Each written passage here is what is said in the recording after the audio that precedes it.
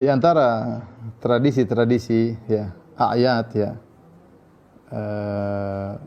perayaan-perayaan yang tidak diajarkan oleh Islam adalah perayaan ulang tahun ya.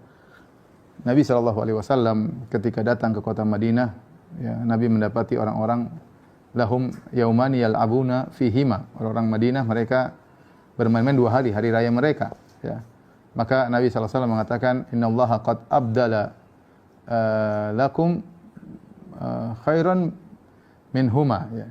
Yaumul adha yaumul fitr. Kata Nabi sallallahu alaihi wasallam, sungguhnya Allah telah menggantikan bagi kalian berdua perayaan yang lebih baik daripada ini semua, yaitu hari raya Idul Fitri, hari raya Idul Adha. Ya, maka perayaan dalam Islam cuma 2 itu, Idul Adha, Idul Fitr. Adapun perayaan-perayaan selain itu maka ini adalah sumbernya dari orang-orang kafir ya. Sebenarnya orang kafir, maka kita hendaknya menjauhi perayaan-perayaan tersebut. Berkaitan ulang tahun tentunya, kalau kita orang Islam, ya, kita bertambah tahun, terutama kita sudah umur semakin tua, ya harusnya kita semakin menurunkan diri kita semakin bertambah umur, semakin dekat kepada Allah Subhanahu Wa Taala, pertanggungjawaban semakin besar, akan semakin banyak yang dihisab oleh Allah Subhanahu Wa Taala. Terus bagaimana persiapan kita untuk tahun-tahun berikutnya?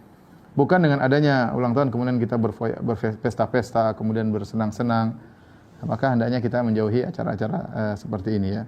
Hukumnya ketika orang merayakan ulang tahun, namun bukan tepat pada tanggal kelahirannya, pada tanggal yang lain. Mau dilakukan pada hari H, mau setelah 1 bulan setelah tanggal kelahiran, kalau niatnya adalah memperingati kelahiran, sama terlarang. Karena apa? Tasabuh itu bukan pada tanggalnya, tetapi menyikapi acaranya. Itulah yang sering disebut dengan Agustusan bulan September. Maka tidak merubah hakikat karena diadakan dengan keyakinan kelahiran di ulang tahun.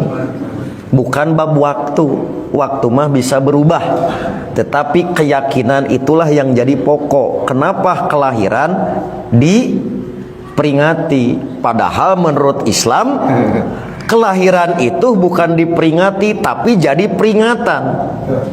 Karena setiap kali tambah umur, hakikatnya jatah hidup semakin berkurang. Begitu yang dimaksud dengan bab umur, bukan kelahiran, tapi umur ini harus jadi peringatan. Tentang munculnya bid'ah di sini bukan masalah fikih tapi akidah, keyakinan. Ya, di negeri Jawa, di Pulau Jawa, kemudian wantisyariha wal mubtadi'ina fiha, dan penyebarannya bagaimana dia menyebar serta tokoh-tokohnya. Di antara yang disebut dengan bid'ah adalah tasyabbuh fil aqaid, menyerupakan dalam keyakinan-keyakinan di pemeluk lain. Apa di antaranya kata beliau? Pada masa penjajahan dulu itu, datanglah kemudian para penjajah, plus bukan dengan penjajahan saja tapi dengan keyakinannya. Mereka membangun kanais, pusat-pusat ibadah mereka. Ya, kalau dulu yang datang itu Portugis, maka dia bangun gereja, kemudian juga Belanda datang bangun gereja. Ketika dibangun, dia kemudian mengajak dengan misi supaya orang-orang convert, pindah agama pada keyakinan mereka. Bagaimana caranya? Salah satunya dengan tasyabuh. Mengajak kemudian dengan pakaian-pakaian, ya, ciri khas, pakai topi-topi khusus, pakaian-pakaian khusus dengan pakaian yang dipakai mereka untuk ibadah. Ada lagi yang memberikan biskuit, ada yang memberikan makanan macam-macam. Kata beliau, memberikan fatwa pada saat itu, siapa yang bertasyabuh, mengenakan pakaian bizayyihim, pakaian-pakaian khas mereka. Misal, maaf, ya, pakaian topinya dipakai. Kemudian misalnya menggunakan pakaian-pakaian tertentu yang memang digunakan untuk kepentingan ibadah agama tertentu, maka beliau hukumi yang seperti itu tasyabbuh bil kufri fahuwa kafirun wa haramun. Yang seperti itu dihukumi dengan haram. Tasyabbuh itu artinya menyerupakan dari perbuatan yang dengan perbuatan itu menunjukkan pola ibadah tertentu, pola keyakinan tertentu yang dilarang dalam Islam. Jelas? Ada orang beda kepercayaan dengan kita, dia mengenakan pakaian, tak ikuti pakaian itu disebut tasyabbuh yang dilarang. Ada orang punya kebiasaan, misal ada ulang tahun, tiup lilin, tiup lilinnya, ditiup-tiup nggak mati-mati, ya, masya Allah, karena lilin ditutup dengan gelas, ya kan, masya Allah. Tayyib, bisa nggak mati-mati, tiup, nah itu kebudayaan yang dilarang.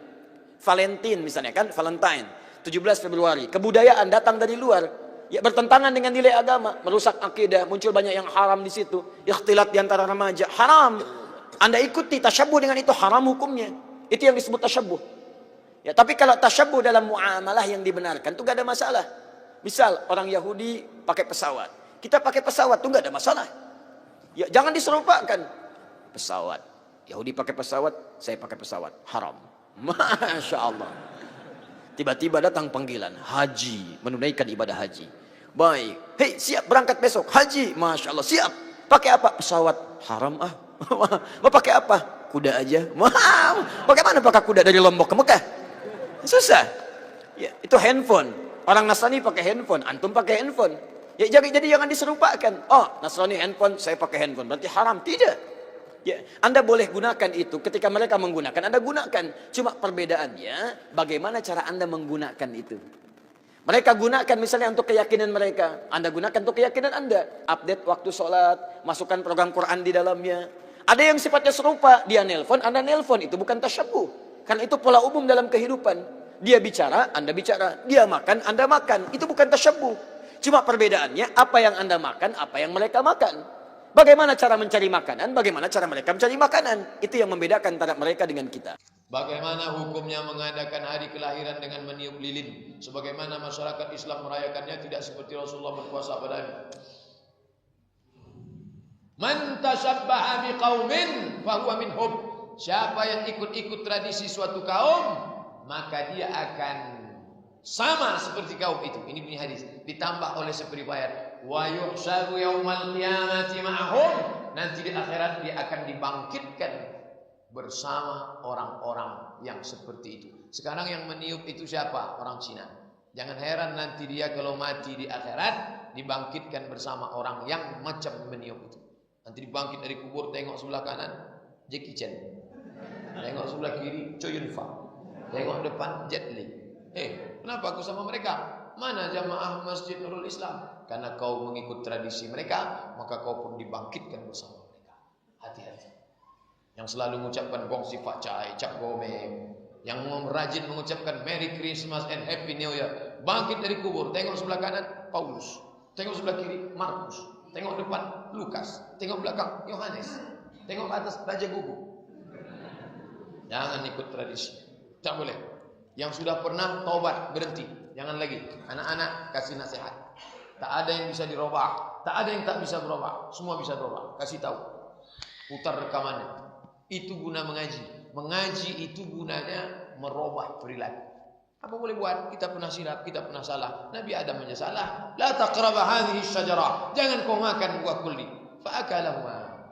Fa'azallahuma syaitan. Mereka digoda setan, dimakannya. Tapi setelah itu dia bertobat. Rabbana zalamna anfusana wa illam taghfir lana wa tarhamna lanakunanna minal khasirin.